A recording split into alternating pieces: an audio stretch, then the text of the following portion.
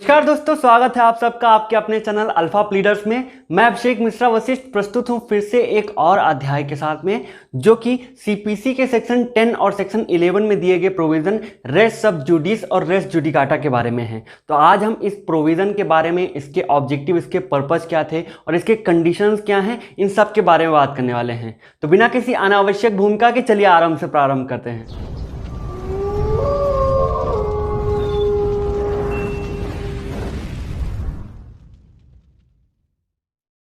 तो सबसे पहले बात करते हैं सेक्शन 10 में दिए गए रेस सब जुडिस के बारे में। इसका लिटरल मीनिंग होता है अंडर जजमेंट, यानी वो प्रोसीडिंग जो कि अंडर जजमेंट हैं। अगर इसको सरल शब्दों में कहें तो ये उन प्रोसीडिंग्स पर, उन ट्रायल्स पर स्टे लगाने के मामले में है जहां पे पहले से ही एक प्रोसीडिंग चल रही होती है, एक मुकदमा पहले से ही दायर हुआ होता है, चल रहा होता है, और दूसरा मुकदमा सेम सब्जेक्ट मैटर पर या फिर सेम पार्टी द्वारा, सेम रिप्रेजेंटेटिव द्वारा लाया जाता है। वो किसी उसी कोर्ट में या किसी अदर कंपीटेंट कोर्ट में अगर लाया जाता है तो इन केसेस में सिविल कोर्ट को यह अधिकार मिला हुआ है कि उन प्रोसीडिंग्स पर, ट्रायल पर वो स्टे लगा सकते हैं।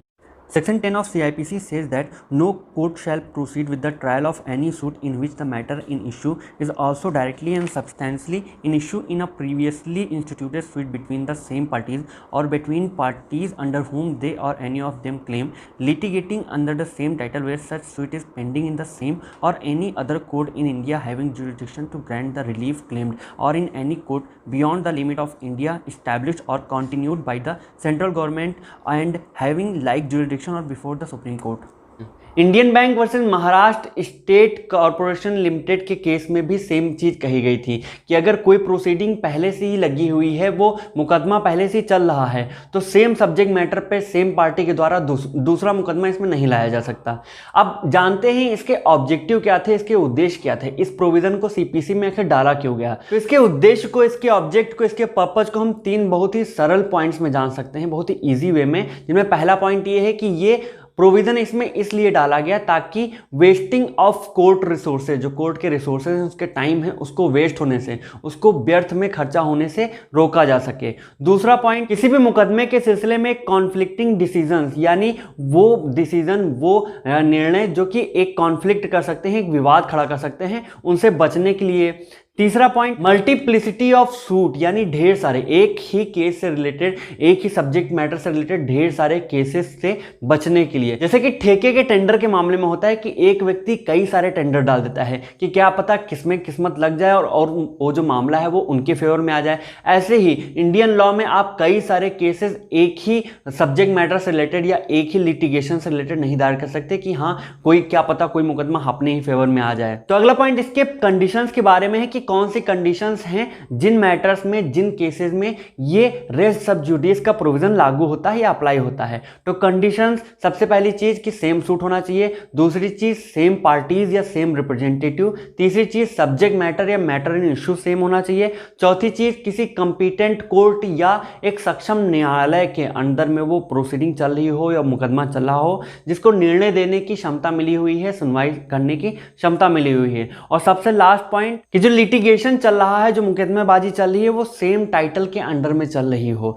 तो अगर ये सारे कंडीशंस फुलफिल हैं तो इन कंडीशंस के केसेस में कोर्ट को यह अधिकार मिला हुआ है कि वो उन ट्रायल्स पे स्टे लगा सकते हैं। नेक्स्ट हम बात करते हैं सेक्शन 11 में दिए गए रेस जुडिकाटा के पॉइंट के बारे में या उसके प्रोविजन के बारे में। तो इसको अगर सरल शब्दों में कहें तो इसके बारे में ये प्रोविजन दिया गया है कि अगर किसी कोर्ट ने, जो कि कंपिटेंट कोर्ट है, उसने किसी मामले में पहले ही एक फैसला सुना दिया है, एक जजमेंट आ चुका है, फॉर्मर सूट में एक डिक्री आ चुकी है, तो दोबारा सेम केस को रीओपन करके उस पर प्रोसीडिंग्स नहीं चलाई जा सकती। यहां पे कोर्ट को यह अधिकार मिला हुआ है, यह पावर मिली हुई है कि उन केसेस को, वो उन प्रोसीडिंग्स को इंस्टीट्यूट होने से पहले ही रोक दे। यानी यहां पे केसेस फॉर्मुलेट ही नहीं होंगे, मुकदमे दायर ही नहीं किया जा सकते हैं।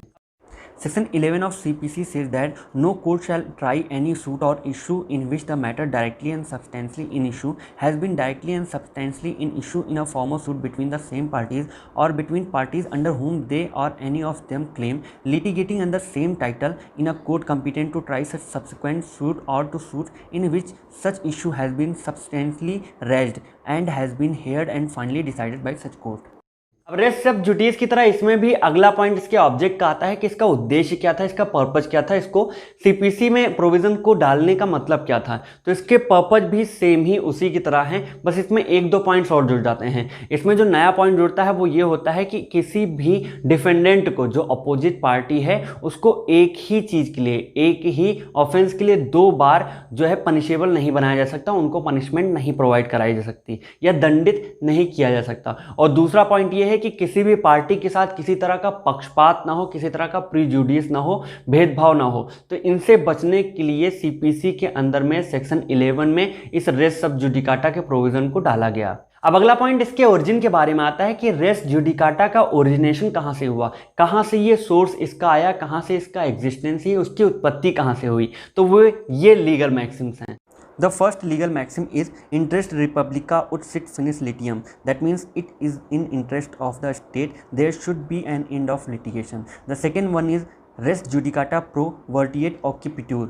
That means a judicial decision is to be accepted as correct. And the third one is nemo debet lix vexeri pro una et aedam causa. That means no person should be vexed twice over the same cause. इसमें सबसे last वाली जो legal maxim, 3rd number की legal maxim थी, उसी के बारे में हमारे भारतीय शास्त्र में महर्षि विज्ञानेश्वर, उसके अलावा ऋषि कात्यायन और कई ऋषियों ने सेम चीज कही है कि किसी भी व्यक्ति को जो अपराधी हो उसको एक अपराध के लिए 2 बार सजा आप उसको नहीं दे सकते, दंडित नहीं कर सकते। अगला पॉइंट रेस जुडिकाटा के प्रोविजन के कंडीशंस के मामले में है या एसेंशियल इंग्रेडिएंट्स के मामले में है कि किन कंडीशन में इन किसी मैटर पे ये प्रोविजन अप्लाई होगा। तो कंडीशंस भी पहले ही रेस सब जुडिस की तरह हैं, बस 1-2 पॉइंट्स उसमें बदले हुए हैं। यानी कि 2 सूट्स होने चाहिए, सेम पार्टी या सेम रिप्रेजेंटेटिव होने चाहिए, उसके अलावा सेम सब्जेक्ट मैटर या मैटर इन इश्यू सेम होना चाहिए, और उसके अलावा कंपिटेंट कोर्ट के अंदर में एक ट्रायल डाला गया हो या केस इंस्टीट्यूट किया गया हो। और एक कोर्ट, इसमें जो नया पॉइंट ये है कि किसी कंपिटेंट कोर्ट के द्वारा उस मुकदमे में फैसला पहले से ही आ चुका है, दोबारा फिर से उसमें उसको रीपोन करने की कोशिश की जा रही है। तो अगर ये सारे कंडीशंस फुलफिल हैं तो ये यहाँ पे रेस जुडिकाटा का प्रोविजन अप्लाई होगा और कोर्ट को यह शक्ति मिली हुई है कि वो इन केसेस को इंस्टीट्यूट ही नहीं देगा। और सबसे लास्ट में हम बात करते हैं रेस जुडिकाटा के अदर प्रोविजंस के साथ में इसके रिलेशन के मामले में। यानी क्या रेस जुडिकाटा का प्रोविजन पीआईएल में भी अप्लाई होता है या रिट पिटीशन में भी अप्लाई होता है या जुडिशियल प्रोसीडिंग, जो क्वासी जुडिशियल प्रोसीडिंग है, उनमें भी अप्लाई होता है या नहीं। तो सबसे पहले हम बात करते हैं क्वासी जुडिशियल प्रोसीडिंग्स के मामले में। सुलोचना अम्मा वर्सेस नारायण अय्यर का केस, इस केस में ऐसा कहा गया था कि रेस जुडिकाटा का प्रोविजन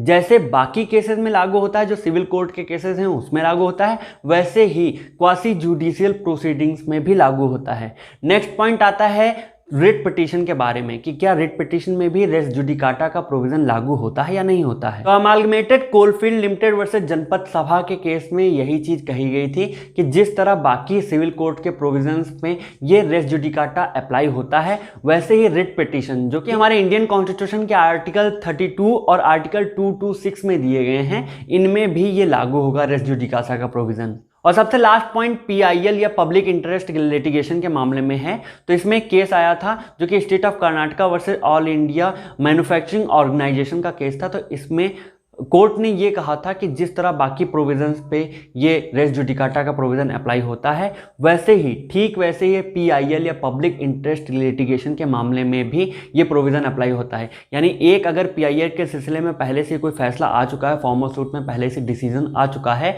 तो उस फैसले को फिर से रीओपन करके उसमें प्रोसीडिंग्स नहीं स्टार्ट की जा सकती। तो ये था सीपीसी के अंतर्गत दिए गए सेक्शन 10 और सेक्शन 11 में रेस सब जुडिस और रेस जुडिकाटा के प्रोविजन, ऑब्जेक्टिव और उसके जो पर्पजेस। आई होप आपको ये सारे पॉइंट समझ में आए होंगे। बाकी के लॉ से रिलेटेड पॉइंट्स के लिए, वीडियोस के लिए, टॉपिक्स के लिए बने रहिए हमारे साथ।